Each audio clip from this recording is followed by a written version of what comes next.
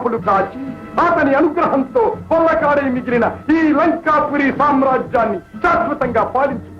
వెళ్ళు, వెళ్ళు.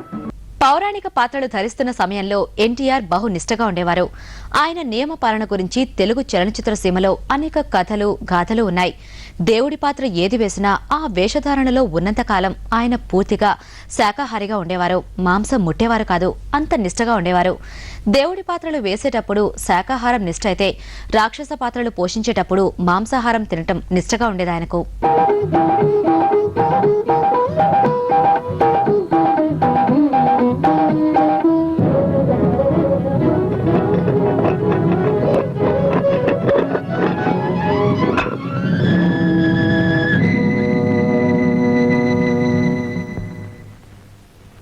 శ్రీ సచ్చిదానంద సంధాయక వేద వేదాంత విద్యా జగన్నాయక అండపిండాండ బ్రహ్మాండ నిర్నిద్ర తేజ మహాక్షీకృతాంభోజ సాహస్రమార్తాండ సంకాశ కాంతి స్వరూప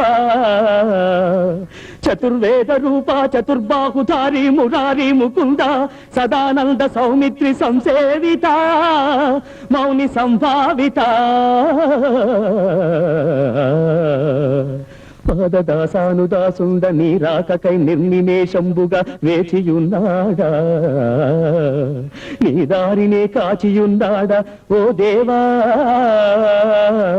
కటాక్షించి ఈ సేవకున్ బ్రోవవా చిద్విలాస హృషికేశ మాం పాహి మా స్వామి శ్రీరామచంద్ర ప్రభో. నమస్తే నమస్తే పునస్తే నమః.